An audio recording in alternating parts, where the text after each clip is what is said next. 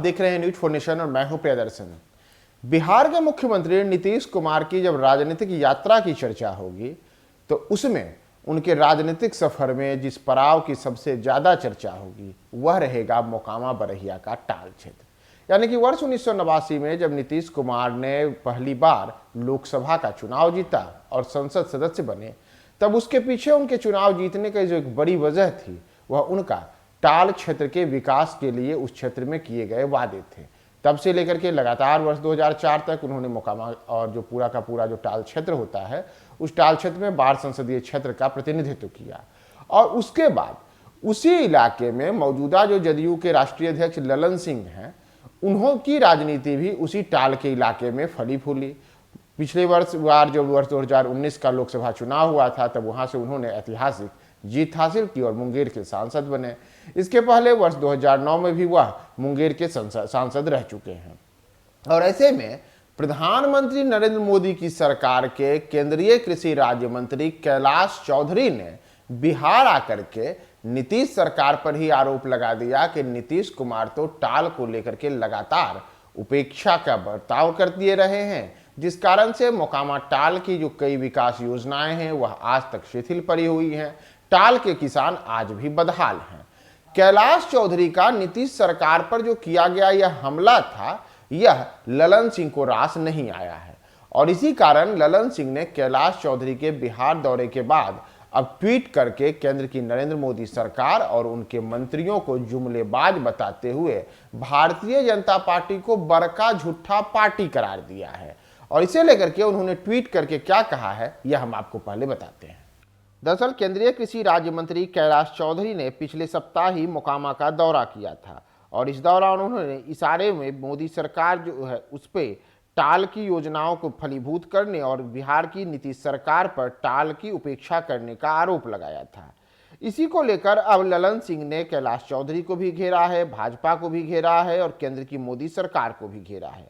उन्होंने याद दिलाया है कि वर्ष 2016 में जब प्रधानमंत्री नरेंद्र मोदी मोकामा आए थे तब उस समय मोकामा टाल में ही उनके सामने बिहार के मुख्यमंत्री नीतीश कुमार ने मोकामा टाल के विकास के लिए, समुचित विकास के लिए विभिन्न प्रकार की योजनाओं का प्रस्ताव रखा था।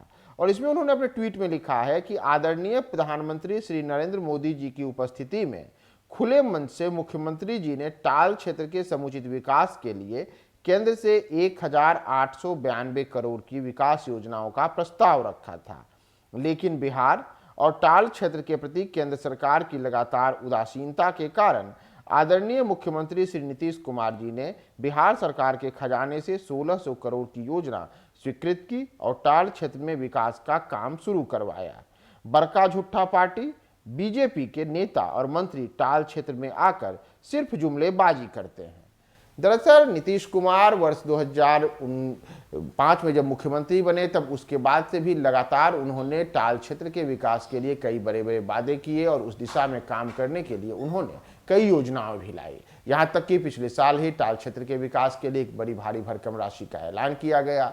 और इसी को लेकर के अब ललन सिंह ने ट्वीट करके बताया है कि कैसे वर्ष 2016 में जब प्रधानमंत्री नरेंद्र मोदी मोकामा आए थे तब उस दौरान उनसे उसी टाल क्षेत्र में टाल के विकास के लिए मुख्यमंत्री नीतीश कुमार ने उनके सामने विकास के लिए एक प्रस्ताव रखा था, लेकिन उस प्रस्ताव पर नरेंद्र मोदी सरकार ने कोई ध्यान नहीं दिया। नतीजतन अब मुख्यमंत्री नीतीश कुमार की ओर से ही 1600 करोड़ रुपए की परियोजना टाल क्षेत्र में गतिमान है और विविध प्रकार के कार्य वहां हो रहे हैं, जबकि दूसरी ओर उसी टाल को लेकर के प्रधानमंत्री नरेंद्र मोदी के जो नेता हैं और उनके मंत्री हैं वह लगातार जुमलेबाजी कर रहे हैं, बड़े बड़े झूठ बोल रहे हैं। तो वर्ष 1989 याद कीजिए कि वर्ष 1989 में नीतीश कुमार उसी मोकामा बरहिया का जो टाल का इलाका होता है वहीं से बाढ़ से सांसद बने और अब करीब 33 वर्ष बीत चुके हैं इस पूरी की पूरी राजनीतिक अवधि को। उसके बीच में ललन सिंह भी वहां से सांसद हैं, लेकिन अभी भी टाल विकास की जो बातें हैं वह लगातार साल दर साल की जा रही हैं। यह विकास की बातें कभी जो भारतीय जनता पार्टी है उनकी ओर से किया जाता है तो कभी ललन सिंह और नीतीश कुमार की ओर से किया जाता है। टाल में कुछ काम भी हुए हैं, टाल में कुछ काम शेष भी हैं, लेकिन सबसे बड़ी बात है कि लगातार यह राजनीतिक बयानबाजी का सिलसिला मोकामा टाल को लेकर के लगातार चलते आ रहा है। विकास की कई योजनाएं अभी भी काफ़ी दूर और शिथिल पड़ी हुई हैं। इन सब का निदान कब होगा और राजनीतिक बयानबाजियों के बीच उस टाल के दिन कब बहुरेंगे, यह एक बड़ा सवाल है। हम आपको छोड़े जाते हैं आपके राय और कमेंट्स के लिए। आप हमारे साथ बने रहें न्यूज़ 4 नेशन पे।